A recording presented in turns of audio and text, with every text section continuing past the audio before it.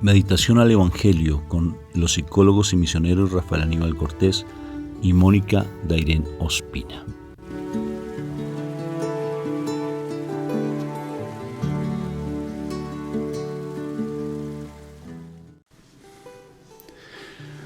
Bueno, un fraterno saludo de paz y bien a todos ustedes. Dios me los bendiga profundamente.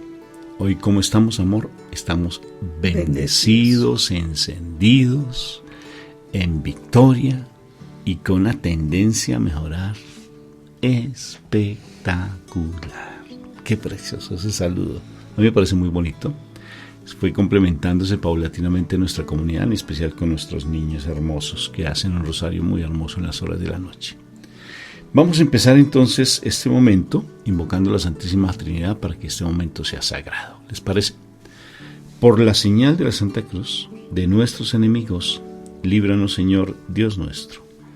En el nombre del Padre, del Hijo y del Espíritu Santo, y el pueblo de Dios dice, ¿qué dice el pueblo de Dios? Amén, amén, amén. Papito Dios, ¿a quién más vamos a recurrir? Dijo Pedro, si solamente tú tienes palabras de vida eterna.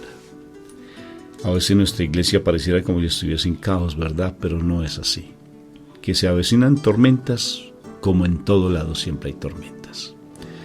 Pero lo importante es que tu presencia viva esté en nuestra iglesia, tu presencia del Espíritu Santo se manifieste en plenitud, que hayan sacerdotes santos cada vez más. Nosotros somos testimonio de ver sacerdotes con una unción impresionante, que no se dan a conocer abiertamente en las redes sociales o en los programas de televisión, no se dan a conocer, pero tienen una autoridad espiritual en sus comunidades tan hermosas, donde hay restauraciones familiares.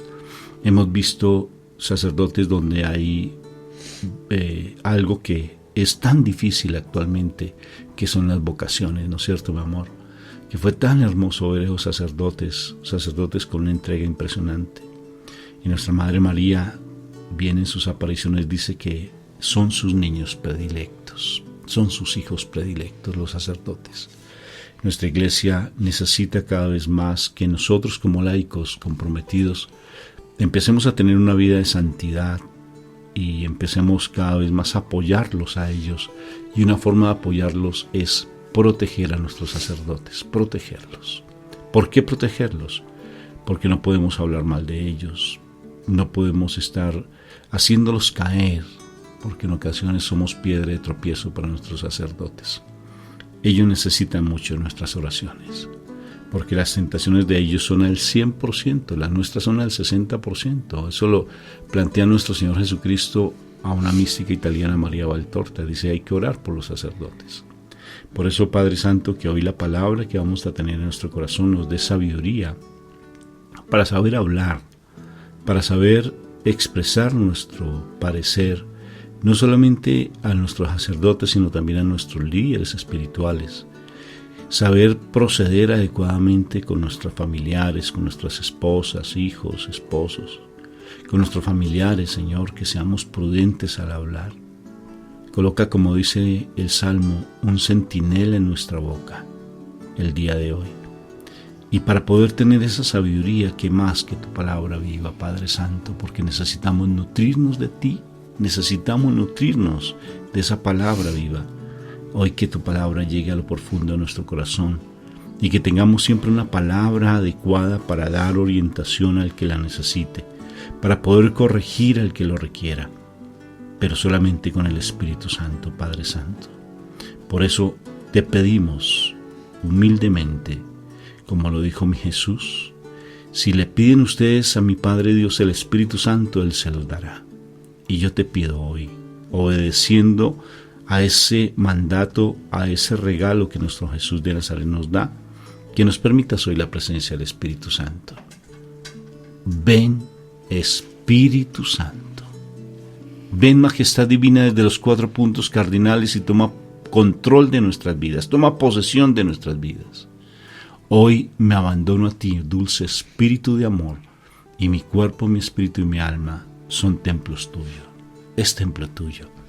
Ven, Espíritu Santo, y dame la sabiduría que solamente proviene de ti, Ayúdame, Majestad Divina, a morir cada vez más, a morir a ese yo que no me deja estar en ti. Ven, Majestad Divina, ayúdame a morir cada vez más y dame de tu presencia viva. Amén, amén y amén. Amén. Bueno, mi amor, qué palabra espectacular tenemos el día de hoy. Bueno, hoy vamos al Evangelio de San Juan y vamos a estar con el capítulo 21, versículos 20 al 25. Dice así. En aquel tiempo dijo Jesús a Pedro, sígueme. Al volverse, Pedro vio que detrás venía el discípulo a quien Jesús quería mucho, el mismo que en la cena había estado a su lado y le había preguntado, Señor, ¿quién es el que te va a traicionar? Cuando Pedro lo vio, preguntó a Jesús, Señor, ¿y a este qué le va a pasar? Jesús le contestó, si quiero que él viva hasta que yo vuelva, ¿qué te importa a ti? Tú sígueme. Por eso corrió entre los hermanos el rumor de que aquel discípulo no moriría. Pero Jesús no dijo que no moriría. Lo que dijo fue, si quiero que él viva hasta que yo vuelva, ¿qué te importa a ti? Este es el mismo discípulo que da testimonio de estas cosas y que las ha escrito, y sabemos que dice la verdad. Jesús hizo muchas otras cosas, tantas que si se escribieran una por una, creo que en todo el mundo no cabrían los libros que podrían escribirse. Palabra de Dios. Gloria a ti, Señor Jesús. Te alabamos, Padre eterno del cielo, por esa palabra tan hermosa que nos das. Espectacular. ¿Y qué te importa a ti? Tremendo, ¿no? O sea, el actuar de Dios es tremenda. Queremos nosotros como ceñirlo a nuestro estilo, ¿no? Es que esa es la situación, o sea, todas las personas queremos hacer el control de las cosas y ese es el mayor problema, porque el Señor espera de nosotros que nosotros nos concentremos en lo que nos corresponde a cada uno, ¿sí? Pero entonces está esa pues es una forma de envidia, es una forma de control, es una forma de egoísmo, o sea, muchas cosas, y me parece tremendo. A Pedro le pasaban unas espectaculares, ¿sí? Yo creo que se sentía así como bien interesante después del regaño que pudo haber recibido, porque si vemos este texto viene después de que el Señor le pregunta si lo amaba, ¿no? Le pregunta a Pedro si lo amaba. Y yo creo que eso fue como una especie de regaño para Pedro también, ¿no? Y posteriormente eso, Pedro viene y le pregunta, bueno, ¿y qué va a pasar es con Juan? Y el Señor le dice, bueno, ¿y a ti qué? O sea, concéntrate en tu vida, ¿no? Concéntrate en lo que tú vas a hacer. No te preocupes por los demás. Y entonces yo te digo a ti, mujer preciosa, caballero hermoso, ¿y a ti qué te importa? Si tu pareja te quiere hundir, pues problema de él, problema de ella. ¿Por qué razón? Porque cada uno decide su destino, ¿no? Si tu pareja, sí, te dolerá, sí es cierto, pero concéntrate en ti. Concéntrate en ti porque la salvación es personal, ¿sí? Tú no vas a salvar a nadie. La persona se salva si quiere seguir a Jesús y si sigue a Jesús. De resto, no porque te sigan a ti van a salvarse. No, la salvación es personal. O sea, esfuérzate tú por salvarte. Porque en el proceso en que tú vas salvándote, o sea, vas haciendo todas las cosas para salvarte, podrás dar testimonio y podrás influenciar a las personas que están a tu alrededor. De resto, no te preocupes tú de si lo van a hacer o no lo van a hacer, ¿sí? Deja al Señor, que Él es el que va a estar allí al pendiente. Él es el que va a estar controlando las cosas. Él es el que estará cuestionando a las personas. bueno, Él les permitirá de pronto vivir algunas situaciones difíciles, porque si eso es lo que requiere la persona para tomar decisiones importantes, pues el Señor lo va a permitir, ¿sí? Así uno no quiere, o sea, si una persona se resiste a Dios, pero está esa persona dentro de los planes de Dios, entonces significa que va a tener que vivenciar algunas cosas como para que su corazón se ablande, ¿no? Y se determine a hacer cosas, el trabajo que está destinado a hacer. Pero pues cada persona la que tendrá que decidir. Por eso entonces aquí el Señor es claro cuando le dice a Pedro, ¿no? O sea, concéntrate en lo tuyo. ¿Qué te pasa con los demás? O sea, concéntrate en tu vida, concéntrate en tu misión, concéntrate en tus oraciones, concéntrate en que tú estás pendiente de que tu corazón esté limpio, concéntrate en que lo que vas a hacer va a agradar a Dios, o sea, concéntrate en lo que tú vas a hacer. Y desafortunadamente nosotros tenemos ese tremendo vicio de querer controlar en la vida de los demás. O si no, mira la situación de una relación de esposos.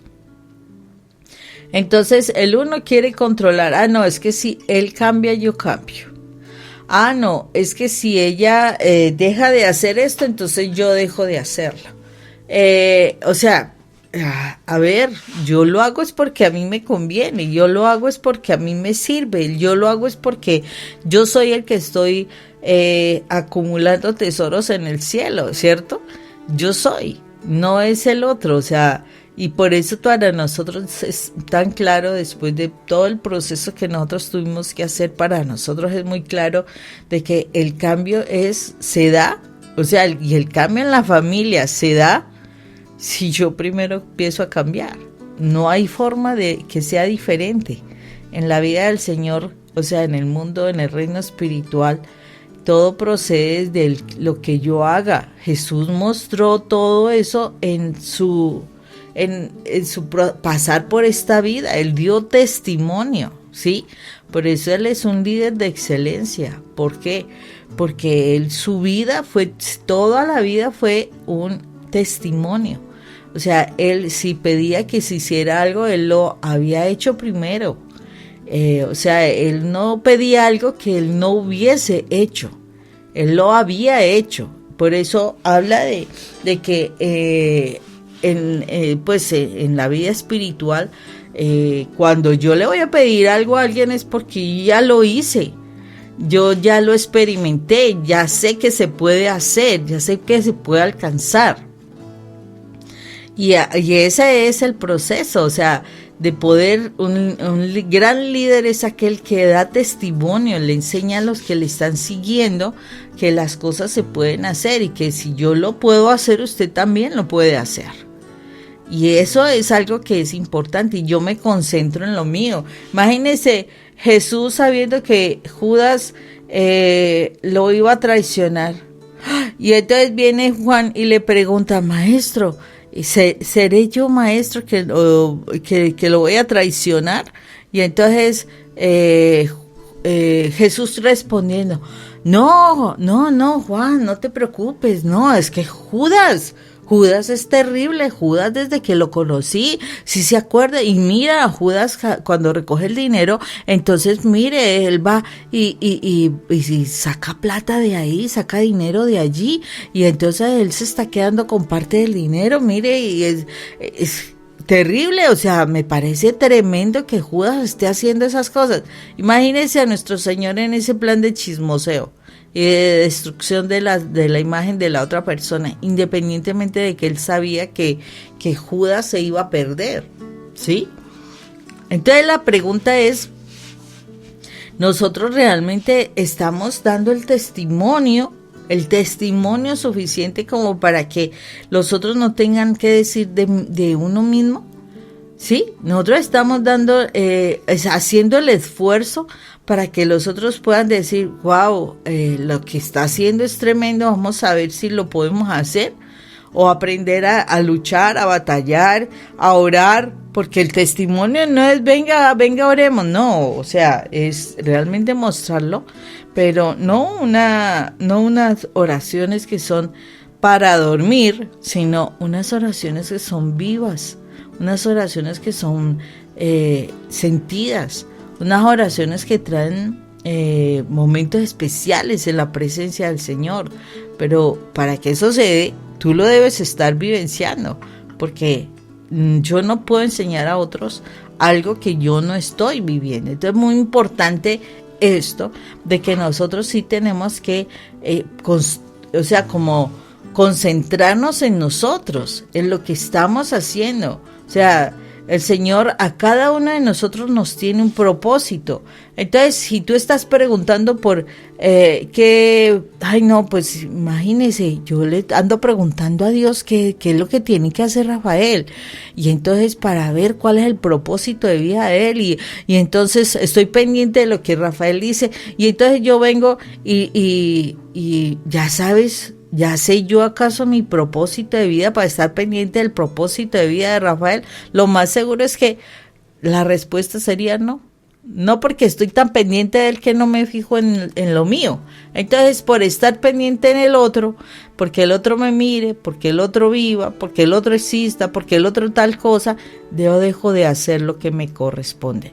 Ojo, a mí que me interesa que el otro esté o no haciendo. Yo oro por ellos, sí, pero yo tengo que concentrarme en mi labor, en lo que yo tengo que hacer, en el propósito de mi vida.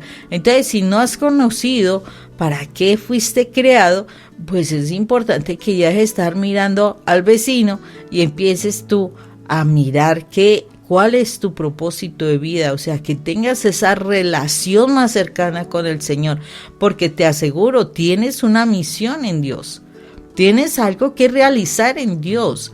El asunto es, ¿ya sabes qué te toca realizar? Ojo con esto, porque necesitamos ser testimonio de vida. Necesitamos ser primero yo en esta parte para poder cumplir lo que tengo que hacer. Y después de mí, ya vendrán otros. O sea, acordémonos que el Señor siempre nos enseñó que primero Él pasaba, que Él primero caminaba, que Él iba delante de sus discípulos, Él no iba detrás. Y ese ir delante de los discípulos, delante de su pueblo, implica, yo les doy testimonio, síganme, que si no me quieres seguir, bueno, esa es tu decisión, yo no te voy a obligar. O sea, ese es el libre albedrío, o sea, de que tú tomes decisiones frente a tu vida personal y espiritual, que seas tú quien quiera decidir, sin que nadie te esté diciendo, oiga, siga, camine, muévase. No, es al contrario, o sea, el líder va caminando y si tú lo quieres seguir, bueno, ya es qué bendición, si no, pues es lo que tú piensas hacer con tu propia vida, o sea, tú decides si te quieres salvar y si te vas salvando y tú vas caminando, pues otros te van a seguir, porque te están mirando, pero te van a seguir siempre y cuando tú des el testimonio. Un mensaje para los controladores, un mensaje para aquellas personas, me incluyo, sí, pero yo sé que un mensaje para todos los que somos controladores. Unos más que otros, sí, unos más que otros, pero un mensaje contundente. Por favor, deja a Dios actuar. No controles a Dios, porque es que tú le estás colocando inclusive freno a Dios en su actuar. Si Él fue capaz de salvar a alguien que no hizo primera comunión, confesión, ni pasó por catequesis, como fue ese ladrón que estaba a su derecha. Si Él fue capaz de salvar una niña de una mujer pagana que no hacía parte del pueblo escogido de Dios. Entonces, a nosotros, perdón la palabra, pero eso lo dice la Biblia, ¿qué nos importa el actuar de Dios? Él sabe lo que hace. Él sabe lo que hace. Y si somos controladores, dedícate, como dice mi esposa, a lo tuyo, a lo realmente tuyo. Hay un libro que en psicología pues se trabaja bastante y es sobre terapia gestáltica y vivenciar el aquí y el ahora, que eso no lo sacó un psicólogo, eso fue el Señor Jesucristo cuando nos dice que para qué nos preocupamos tanto por el futuro, que nos dediquemos más al presente. Y habla dice una frase que me llama tanto la atención: si realmente nos dedicáramos a lo que nos corresponde, si fuéramos responsables con lo que me toca a mí hacer, con lo mío, este mundo no estaría en ese caos de guerra y de destrucción, porque amamos más la guerra que la paz. Y es interesante lo que dice el planteamiento, porque nos dedicamos más a estar pendiente del ombligo del otro que de nuestro propio ombligo, no estar pendiente de nosotros, en nuestra salvación, y estamos viendo más a los demás a ver si se salvan, si no se salvan, si se visten, si no se visten adecuadamente, si se peinan, si no se peinan, si hacen la oración adecuada, si no la hacen. Dedícate a lo tuyo, dedícate a lo que te corresponde. En tu casa, dedícate a lo tuyo, a lo que te corresponde, a tu santidad, a estar buscando siempre la presencia de Dios, y el resto se da por añadidura. Busca primero el reino de Dios y el resto se da por añadidura. Tal vez estés ya un poco incómodo que siempre demos testimonio de lo mismo, pero mi esposa se dedicó a lo suyo en la medida que estaba pendiente por mirar a ver qué hacía, a qué hora llegaba, mirar mi billetera, mis redes sociales, estar mirando a ver yo qué hacía, si me peiné, si no me peiné, si olía un perfume o si no olía otro. 20 años de aguante, 20 años soportándome la cruz de mi esposo. Creyendo que era mi cruz. 20 años, más de 20 años, 20 años y un día. Pero se demoró bastante, hasta que lo soltó, abandonó en el Señor y ya dejó a Dios actuar, porque ella estaba limitando con su control el actuar de Dios. El que controla, el controlador, limita mucho el actuar de Dios. Lo limita. El Señor permite por el libre albedrío. El Señor deja porque Él quiere que cada uno crezca, que cada uno de nosotros no quiere que nos perdamos, pero también nos deja que experimentemos, que veamos, que descubramos, que lo descubramos a Él siempre, en todo instante. Pero un controlador, una persona controladora que quiere saber qué hace aquí, que qué hace allá, que qué está, no deja crecer a las personas, no las deja crecer, las limita. Hasta que mi esposa se entregó plenamente a Dios y se entregó al amor de Él, mi vida cambia. Y cambia así, de repente, no por tantos retiros espirituales que haya ido, ni por oraciones, no, en mi caso, mi testimonio. Cambia cuando mi esposa rompe con el control hacia mí. Una persona controladora lo que tiene es miedo. Muchísimo miedo. Miedo a quedarse sola o solo. Miedo a perder porque como no tuvo, como no le faltó afecto, le faltó amor, como no tuvo tal vez cosas en su vida, entonces se vuelve una persona tacaña, tal vez demasiado pensando en sí misma, pero porque son miedos y en el fondo un egoísmo impresionante. No conoce de Dios, no conoce al hacedor de milagros, no conoce al ser que nos creó, a nuestro Padre Dios, y cree ser demasiado espiritual, pero ese controlador no está realmente adecuado en los caminos de Dios, y lo que hace es daño, y en el fondo es una soberbia y un orgullo impresionante. Entonces, pienso que para poder llegar a decirle al Señor, haz tu actuar, déjalo Él que actúe. Él sabe cómo hace sus cosas. Hay un video que te lo recomiendo, que habla precisamente del trato de Dios para mi vida. Míralo. Te lo dejamos el enlace allí en nuestro canal de YouTube, ahí te lo dejamos en el video que colocamos allí en YouTube. ¿Cuál es ese trato de Dios para mi vida? Porque Dios tal vez está tratando a tu esposo, a tu esposa, a tus hijos, lo está tratando. Pero tú por tu control no estás dejando a Dios actuar. Le amarra las manos al Señor por el libre albedrío. Abandónate, dedícate a amar a Dios y te darás cuenta todo cómo empieza a transformarse en tu vida. Espectacularation. Tercera palabra que me sé en inglés. Ese proceso te está aprovechando demasiado. Pero sí, es tremendo eso de cuando nosotros, o sea, realmente nos concentramos en nosotros. Yo creo que si Pedro hubiera no se hubiera concentrado en lo que le dijo nuestro Señor Jesús y no se hubiera, o sea, como seguido los pasos que nuestro Señor le mostraba, yo creo que Pedro no hubiera sido el líder, porque él, cuando nuestro Señor Jesús se va, definitivamente él queda como líder de su grupo, porque pues asume como su responsabilidad, asume como el rol que le correspondía, a pesar de su impulsividad, a pesar de lo que era Pedro, porque pues hay muchas hay características que nosotros pues seremos, ¿no? O sea, si una persona es extrovertida, si una persona es introvertida, pues lo es, que se superan situaciones, se superan, pero hay características que se mantienen. Miremos a Pablo. Pablo era una persona estricta, dominante, era una persona que, así como antes de conocer de Jesús era radical, pues Pablo no dejó de ser radical, pero ya cambió de bando, o sea, se puso en la barra que correspondía, o sea, en la barra o porra, no sé cómo se diría.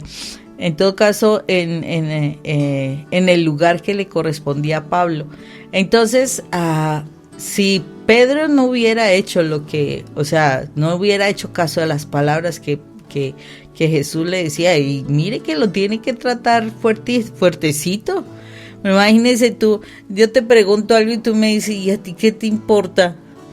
Y uno dice, ay, ¿cómo así? Sí, concéntrate en tu vida.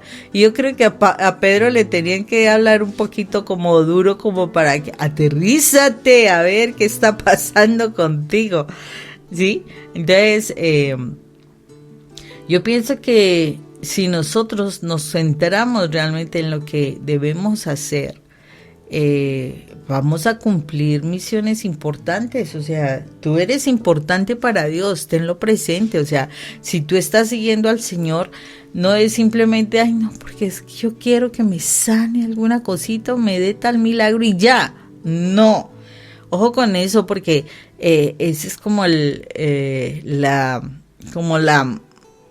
disculpa, como el motivo, razón por la cual tú estás siguiendo al Señor. Eso es como quien dice la excusa precisa para que el Señor se acerque a ti, pero el Señor no quiere que simplemente te quedes con ese detallito, ese pequeño regalo o milagro, lo que sea. No, si tú estás buscando al Señor y el Señor te lo permite, porque el Señor fue el que te llama, es porque tú tienes una misión. O sea, por favor, despabilate, o sea, despiértate.